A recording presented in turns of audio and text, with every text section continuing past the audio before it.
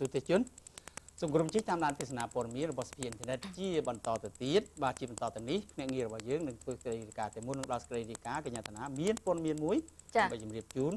លោកនាយកនោះគឺព័ត៌មានដែលតកតងទៅនឹងមានការដែលតេទៀងពលករទៅធ្វើការនៅប្រទេសថៃចាចំណាក់ស្រុកទៅធ្វើការនៅប្រទេសថៃលក្ខណៈជាស្របច្បាប់ប៉ុន្តែអ្វីដែលជាការព្រួយបារម្ភនោះដោយសារតែរដូវកាលនេះគឺជារដូវកាលដែលជិតទៅនឹងការបោះឆ្នោតហើយគឺនៅថ្ងៃទី28ខែកក្កដាខាងមុខនេះការព្រួយបារម្ភពីអាជ្ញាធរមូលដ្ឋានដែលបានឲ្យកម្មវិធីរបស់យើងបានដឹងនោះពីព្រោះដោយសារតែក្រុមហ៊ុនក៏ដូចជាខាងដែលគាត់នាំយកពលករចំណាក់ស្រុកដោយស្របច្បាប់នោះគាត់យកចេញទៅមុនថ្ងៃ28ខែកក្កដានេះដែលការព្រួយបារម្ភអ្នកដែលពេញបោះឆ្នោតអ្នកអាយុ18ឆ្នាំឡើងលើលោកនាយកចាដែលកត្តានេះគឺខាងអាជ្ញាធរមូលដ្ឋានក៏ដូចជាអាជ្ញាធរទីតាំងនោះគឺលោកមានការព្រួយបារម្ភពីព្រោះថាគួរតែឲ្យពលរដ្ឋឬក៏ប្រជាជនឬក៏បុគ្គលម្នាក់នោះអាចប្រើប្រាស់សិទ្ធិរបស់ខ្លួនឲ្យបានសិនចាំចេញទៅធ្វើការនៅប្រទេសក្រៅដោយស្របច្បាប់ចានេះគឺជាការអំពាវនាវក៏ដូចជាស្នើសុំខាងក្រសួងការងារក៏ដូចជាស្ថាប័នដែលពាក់ព័ន្ធដទៃទៀតគួរពិចារណាត្រង់ចំណុចនេះចាបើនិយាយពីហេតុផលនឹងគឺល្អ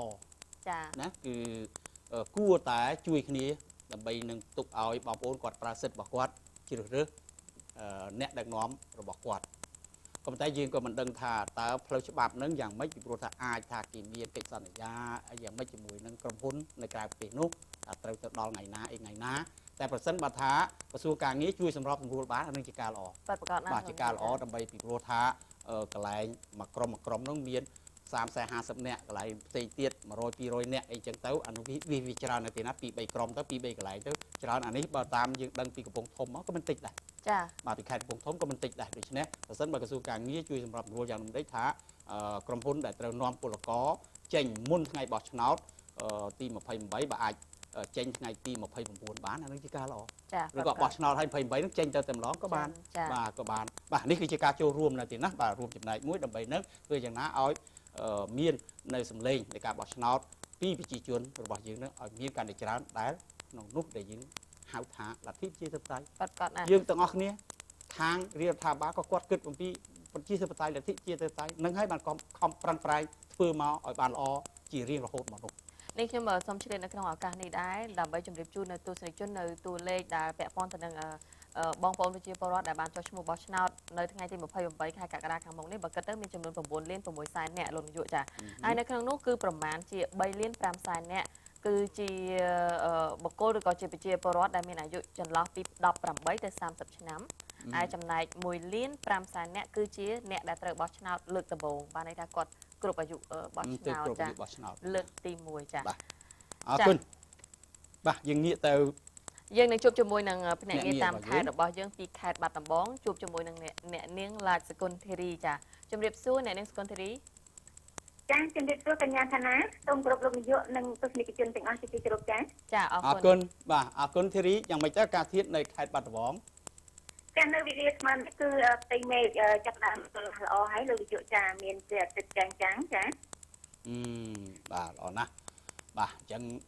មានភ្លៀងផងមានថ្ងៃផងធ្វើឲ្យកសិផលរបស់ប្រជាកសិករហ្នឹងធ្វើកសិកម្មហ្នឹងបានល្អប្រសើរណាបាទអរគុណធីរីបាទចំពោះព័ត៌មានវិញធីរីមានព័ត៌មានអ្វីដើម្បីធ្វើសេចក្តីរាយការណ៍គ្រប់ជំរាបជូនបាទដំបូងគេបរិយាកាសនៃយុទ្ធនាការបោះឆ្នោតហើយច្បាស់ណាចាជាការពិតលោកនាយកតកតងនឹងបរិយាកាសនៃការយុទ្ធនាការនៃការរកសម្លេងគ្រប់គ្រងពីបងប្អូនប្រជាពលរដ្ឋចាហើយពីម្សិលមិញនេះគឺជនជាតិខ្មែរអ៊ីស្លាមនៅក្នុងក្រុងបាត់ដំបងគឺគាត់បានអះអាងអំពីការគ្រប់គ្រងគណៈបកប្រជាជនកម្ពុជាចាដើម្បីសម្ដេចនាយកហ៊ុនសែននឹងធ្វើជានាយករដ្ឋមន្ត្រីសម្រាប់អាណត្តិទី5បន្តនៅក្នុងការដឹកនាំប្រទេសជាតិ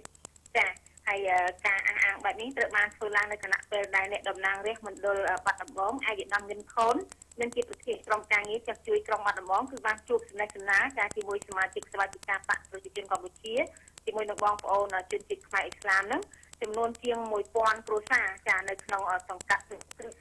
ស្លាកែតដល់ដុនទាវរតនៈនិងសង្កាត់ព្រៃទឹកសាច់នៅក្នុងក្រុងបាត់ដំបងដែលបានប្រមូលផ្ដុំក៏ដូចជាជួបជុំគ្នានៅក្នុងវិហារអ៊ីស្លាមនៅក្នុងឱកាសនៃពិធីបុណ្យអំណត់រយៈពេល30ថ្ងៃរបស់ជនជាតិខ្មែរអ៊ីស្លាមចាបុណ្យរ៉ាម៉ាឌានចាបុណ្យរ៉ាម៉ាឌានរបស់ជនជាតិខ្មែរអ៊ីស្លាមមួយរយៈដែលមានរយៈពេល1ខែចាចា ដូច្នេះឃើញថាចលនាកនៃបងប្អូនប្រជាពលរដ្ឋខ្មែរឥស្លាមរបស់យើងលោកបានអញ្ជើញចូលរួមជាមួយនឹងគណៈបកប្រជាជនកម្ពុជាអញ្ចឹងណាអ្នកនាងសុគន្ធារីហើយក្នុងនោះឃើញនៅសកម្មភាពរបស់គាត់លើកដៃអីដូចសប្បាយចិត្តដែរចាតាមរូបភាពដែលអ្នកនាងសុគន្ធារីថតមកចាចាកញ្ញាខាងណានៅពេលដែលអាដាមងឹមខនមានប្រសាសន៍លើកឡើងជាមួយនឹងគណៈបកប្រជាជនកម្ពុជានៃការដឹកនាំចារបស់គណៈបកនឹងបានល្អត្រឹមត្រូវដែលមានគោលជំហររឹងមាំដែលមានមេបកហ្នឹងគឺថាមាន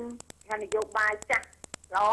ធ្វើឲ្យប្រជាពលរដ្ឋជាពិសេសខ្មែរឥស្លាមដែលគាត់ចូលរួមគាត់ពេញចិត្តហើយគាត់មានភាពញញឹមតែសប្បាយហើយគាត់ក៏បានដឹងពីលេខរៀងទៀតដឹងពីលេខរៀងរបស់គណៈបកប្រជាជនកម្ពុជាគឺគាត់នាំគ្នាលើកដៃចុះឡើងគឺលេខ4តែម្ដងចា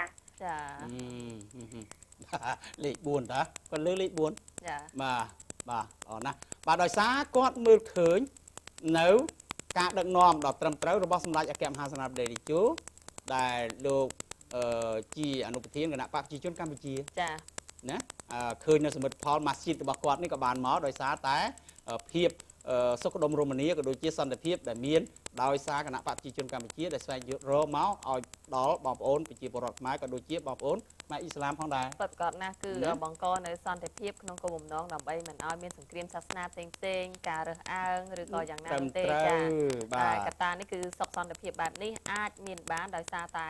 គតិបណ្ឌិតរបស់ថ្នាក់ដឹកនាំរបស់យើងដែលលោកបានពិចារណាធ្វើយ៉ាងណាឲ្យរស់ដោយសុខសន្តិភាពគោរពគ្នាទៅវិញទៅមកទៅចា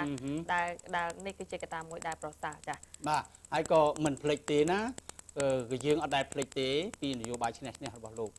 ហើយក៏មានបរទេសអ្នកដឹកនាំប្រទេសមួយចំនួនសូមរៀនសូត្រនៅនយោបាយឈ្នះនេះកន្លែងហ្នឹងចង់ឲ្យធីរីក៏ដូចជាបងប្អូនជនរួមជាតិទាំងអស់ជាពិសេសបងប្អូនខ្មែរអ៊ីស្លាមផងដែរហើយក៏បងប្អូនដែលអតីតខ្មែរក្រហមដែលលោកផ្ដាច់ខ្លួនហ្នឹងក៏លោកមិនដែលភ្លេចទេចារឿងគឺនយោបាយឈ្នះរបស់លោកនេះហើយគាត់សួរមកវិញថាពេលហ្នឹងសម្ដេចតេជោដែលលោកយកនយោបាយឈ្នះដើម្បីនឹងឲ្យអតីតខ្មែរក្រហមលោកមកចូលរួមជាមួយនឹងរាជរដ្ឋាភិបាលកាលនោះសួរមានសម្ពាធពីណាទេមានសម្ពាធពីបរទេសណាទេមានបរទេសណានឹងមកធ្វើសម្ពាធរឿងហ្នឹងទេហើយក៏បរទេសដែលលូកដៃចូលរឿងខ្មែរហ្នឹងក៏មិនដែលលើកនៅគុណនៅប្រយោជន៍ក៏ដូចជាគុណសម្បត្តិរបស់សម្ដេចតេជោពីនយោបាយឈ្នះរបស់លោកដែលបង្រួបបង្រួមខ្មែរឲ្យមករស់នៅជាមួយគ្នាសុខដុមរមនានឹងគ្នាដែលលោកធ្វើមកបានល្អហើយក៏បានរីកចម្រើនមកដល់សប្តាហ៍ថ្ងៃនេះគេមិនដែលមើលឃើញហើយក៏គេមិនដែលយកមកនេះទេតែបើសិនបើថាប៉ះពាល់ដល់គ្នាគេរឿងនយោបាយហ្នឹងគឺថាគេលេងភ្លាមតែម្ដង100មកដល់សួរថាតើយើងអាចរស់នៅជាមួយគេហើយក៏យកគេធ្វើជាបងប្អូនបានទេតែនេះជាមនុស្សម្នាក់ពីរតែប៉ុណ្្នឹងទេដែលមានគំនិតអគតិរបៀបនេះបរទេសរបៀបនេះជាមួយកម្ពុជារបស់យើងអរគុណធីរីមានអ្វីទៀតទេចាលោកនាយកទីការត្រឹមត្រូវណាស់ដោយលោកនាយកមានប្រសាសន៍លើកឡើងអំបញ្ញមិញអញ្ចឹងហើយមួយទៀតតកតងទៅនឹងបងប្អូនខ្មែរអ៊ីស្លាមហ្នឹងលោកក៏ពេញចិត្តត្រង់ចំណុចមួយទៀតថាគណៈបព្វជិជនកម្ពុជាក៏ដូចជារាជរដ្ឋាភិបាលលោកមិនប្រកាន់ពូជសាសន៍ចាតែមិនប្រកាន់ពូជសាសន៍ធ្វើឲ្យគាត់ពេញចិត្តយ៉ាងខ្លាំងក្លាជាទីបំផុតហើយក៏បានចូលរួមគ្រប់គ្រងយ៉ាងពេញទំហឹងផងដែរជាមួយនឹងគណៈបព្វជិជនកម្ពុជាចាត្រឹមត្រូវបាទល្អណាស់ចាហើយនៅក្នុងឱកាសនៃការជួបគ្នារយៈពេលពេញមួយថ្ងៃព្រោះថាអាដាមក៏បានចូលរួមរយៈពេលមួយព្រឹកនៅសង្កាត់ខ្លះដែរនៅនេះណាក៏បានជួបបងប្អូនខ្មែរអ៊ីស្លាមនៅសង្កាត់ផ្សេងទៀតនៅក្នុងក្រុងបាត់ដំបងដដែលចាហើយបន្ទាប់មកក៏បានធ្វើពិធីហែក្បួនឃោសនារកសម្លេងគ្រប់គ្រងនៅតាមនៅក្នុងក្រុងក៏ដូចជានៅតាមផ្លូវនានាផងដែរហើយនេះខ្ញុំក៏សូមបញ្ជាក់ថារបៀបហែក្បួនរបស់អាដាមគឺអាដាមបានណែនាំយ៉ាងខ្ជាប់ខ្ជួនតកតងតែនឹងធ្វើយ៉ាងណាមិនឲ្យមានការហែនឹងគឺថារហេរហូតរញ៉េរញ៉ៃមើលទៅវាខ្វះសម្ដាប់ខ្វះទុកឲ្យបងប្អូនប្រជាពលរដ្ឋដែលធ្វើដំណើរនេះគឺថាបានធ្វើដំណើរស្របផងដែរចាលោកយកហ្នឹងហើយពួកយើងមានពូជល្អណាពូជពងវង្សាវតាយើងល្អមានសុជីវធម៌ណាចេះដឹងខុសដឹងត្រូវណាអាហ្នឹងគឺគណៈបព្វជិជនគេប្រកាន់អញ្ចឹងគេប្រកាន់ខ្ជាប់ខ្ជួនយ៉ាងខ្ជាប់ខ្ជួនណាបាទល្អណាស់បាទចាលោកយកចាស់ហើយក្រៅពីនេះក៏យើងក៏សម្គាល់ឃើញថាក្នុងសប្តាហ៍មួយបើនិយាយទៅចន្លោះពាក់កណ្ដាលសប្តាហ៍នេះរឿងមានការថមថយតិចក្នុងការដង្ហែក្បួនប៉ុន្តែសម្រាប់ចុងសប្តាហ៍គឺថាមានសកម្មភាពមួយមានច្រើនក្នុងការចូលរួមប៉ុន្តែនៅក្នុងនោះក៏យើងឃើញមានគណៈបកនយោបាយផ្សេងទៀតដែរក៏បានធ្វើពិធីផ្សព្វផ្សាយដែរប៉ុន្តែជាលក្ខណៈតូចទេនៅតាមមូលដ្ឋានភូមិឃុំ ហើយក្នុងនោះដែរក៏មានគណៈប្រាក់សង្គមជាតិហ្នឹងគាត់ក៏នៅតែធ្វើមានការដង្ហែចឹងដែរប៉ុន្តែគាត់ថាសភាពនៃការហែរបស់គាត់គាត់ថាខុសប្លែកបន្តិចដោយសារតែមានយុវជនយុវនារីហ្នឹងគាត់ហែគេថាវាប្រទេសសាច់ពេញតែផ្លូវធ្វើឲ្យបងប្អូនអ្នកធ្វើចរាចរណ៍ទៅមកហ្នឹងគាត់មានការលំបាកបន្តិចត្រង់ចំណុចនេះលោកនាយកចាចាសេចក្តីរាយការណ៍ពីខេត្តបាត់ដំបងមានតែប៉ុណ្ណេះសូមអរគុណសូមគោរពលាចាអរគុណធីរីដែលបានផ្ដល់នូវព័ត៌មានទាំងអស់នេះណាបាទជូនពរធីរីបាទអរគុណយើងងាកទៅអ្នកងាររបស់យើងមួយទៀតបញ្ចប់នៅក្នុងវគ្គនេះគឺលោកឡតវណ្ណាមកបិទនៅកម្មវិធីក្នុងវគ្គនេះលោកឡតវណ្ណាធ្វើសេចក្តីរាយការណ៍ពីខេត្តស្ទឹងត្រែងអាឡូលោកវណ្ណាបាទសូមគោរពលោកយត់និងសូមជម្រាបសួរកញ្ញាចនាសូមគោរពទស្សនិកជន CNC ផងបាទជម្រាបសួរលោកវណ្ណាចាអរគុណលោកវណ្ណាយ៉ាងម៉េចទៅអាកាសធាតុនៅខេត្តស្ទឹងត្រែងព្រឹកនេះបាទលោកយកគណៈនេះនៅក្នុងទីរួមខេត្តស្ទឹងត្រែងតែម្ដងឃើញថាមេឃស្រឡះឡើងវិញហើយបន្ទាប់ពីមានសន្ទុំអស់ពេញមួយព្រឹកលោកយកបាទបាទអរគុណបាទចំពោះព័ត៌មានព្រឹកនេះមានព័ត៌មានអ្វីដើម្បីគោរពរាយការណ៍ជូនប្រិមិត្តយើងបាទលោកយកខ្ញុំបាទសូមអនុញ្ញាតរាយការណ៍ជូនអំពីសាខាកាកបាទក្រហមខេត្តកញ្ចេះលោកនាំយកនៅអំណោយជាគ្រឿងឧបភោគបរិភោគហ្នឹងទៅចែកជូនដល់ប្រជាពលរដ្ឋរងគ្រោះដោយសារភ្លើងឆេះផ្ទះចំនួន2គ្រួសារនៅឯស្រុកព្រៃកសពលោកយកបាទអូចាអូមានភ្លើងឆេះផ្ទះនៅទីនោះពីពេលណាមកលោកវណ្ណាចាបាទកញ្ញាថាណាគឺថាភ្លើងនេះគឺបានឆេះផ្ទះនៅជាពលរដ្ឋនៅចំនួន2គ្រួសារនៅភូមិតំៅលើបាទឃុំកំពង់កោស្រុកព្រៃប្រសពខេត្តកញ្ចេះកាលពីថ្ងៃទី15កញ្ញាធនាថ្ងៃទី15ខែកក្កដាឆ្នាំ2013នេះហើយក៏នៅថ្ងៃទី17នេះគឺខាងសាខាកាកបាទក្រហមខេត្តកញ្ចេះលោកបាននាំនៅអំណោយនឹងទៅចែកជូនដល់ប្រកបហើយឃើញថាអស់លីងនៅកញ្ញាធនាគាត់ថាទ្រព្យសម្បត្តិនឹងផ្ទះចំនួន2ខ្នងហ្នឹងគឺអស់លីងគ្មានសេសសល់អ្វីទេបាទចាប៉ុន្តែនៅក្នុងនោះក៏យើងឃើញនៅទូនាទីក៏ដូចជាសកម្មភាពមនុស្សធម៌របស់កាកបាទក្រហមកម្ពុជាចាដែលបានចូលរួមរំលែកទុកសោកហើយអ្វីដែលអាចធ្វើបានជូនបងប្អូនប្រជាពលរដ្ឋចំនួន2គ្រួសារលោកវណ្ណាហើយនៅក្នុងនោះមានអំណោយជាអ្វីខ្លះទៅចាបាទកញ្ញាធនាដែលយើងបានឃើញជាស្ដីដែលខាងសាខាកាកបាទក្រហមខេត្តកញ្ចេះលោកបាននាំទៅនឹងមានជាគ្រឿងឧបភោគបរិភោគដូចជាមានអង្ករអំបិលត្រីខមីហើយមានតង់មានអីទៅថាជាគ្រឿងដោះស្រាយបន្ទាន់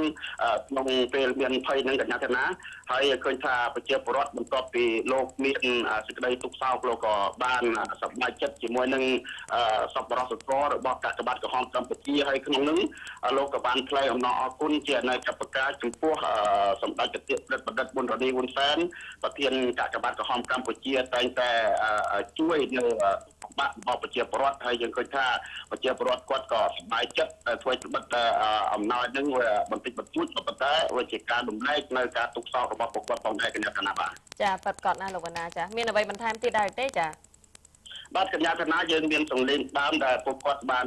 សម្ដែងនៅការថ្លែងអំណរអគុណដល់កាកបាទក្រហមកម្ពុជាបាទចាសូមអញ្ជើញចាដល់ពីកាកបាទក្រហមនេះហើយសូមជូនពរលោកប្រទេសបណ្ឌិតប៊ុនរ៉ានីហ៊ុនសែនដែលបានឧបត្ថម្ភដល់គ្រួសារនេះខ្ញុំ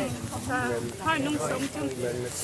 ពរបានដីសុខចម្រើនហើយសូមអរគុណសប្បុរសជនទាំងអស់ដែលបានជួយឧបត្ថម្ភដល់គ្រួសារខ្ញុំបានសាខាកាកបងកាកបានផងខេត្តស្រុកភូមិមកជួយដល់ខ្ញុំដែរអាគ្រូភ័យនឹងខ្ញុំអូទៅថាអីភាពជិះមិនពុំបានទេក៏ឃើញបានអំណោយបោហ្នឹងដូចថាមានទឹកចិត្តមានកម្លាំងហើយថាបានកាក់បានគាត់ជួយចាបាទអរគុណណាស់លោកវណ្ណាបាទហើយក៏នឹងពេលលោកយកសូមជម្រាបលាកញ្ញាធនាគ្រប់លាលោកយកផងហើយសូមគ្រប់លាទស្សនិកជនផងបាទចាជម្រាបលាលោកវណ្ណាអរគុណលោកវណ្ណាដែលបានផ្ដល់នូវព័ត៌មានទាំងអស់នេះចាអ្វីដែលសំខាន់ពាក់ព័ន្ធទៅនឹងសកម្មភាពមនុស្សធម៌នេះលោកនាយកគឺកាកបាទក្រហមកម្ពុជាក្រោមការដឹកនាំរបស់សម្ដេចគតិព្រះបណ្ឌិតប៊ុនរ៉ានីហ៊ុនសែនគឺមិនប្រកាន់នៅគណៈបកនយោបាយឬក៏ពូជសាសន៍ពណ៌សម្បុរអ្វីនោះទេគឺជួយទាំងអស់ឲ្យតែបងប្អូនមានទុកលំបាកហើយយើងឃើញនៅស្ថានភាពក៏ដូចជាសកម្មភាពជាបន្តតែម្ដងលោកនាយកអគិភ័យបានឆាប់ឆេះថ្ងៃទី15តាមសេចក្តីរាយការណ៍របស់លោកវណ្ណាហើយថ្ងៃទី17គឺខាងកាកបាទក្រហមកម្ពុជាបានយកនៅអំណោយមួយចំនួនដើម្បីចូលរួមរំលែកទុកសោករបស់គ្រួសារ2គ្រួសារដែលនៅក្នុងខេត្តស្ទឹងត្រែងនេះតតែម្ដងចាបាទ កម្មវិធីរបស់យើងសូមអនុញ្ញាតសម្រាប់បន្តិចសិននិងជួបទស្សនិកជនវិញនៅក្នុងវគ្គថៃជាបន្តទៀតចា៎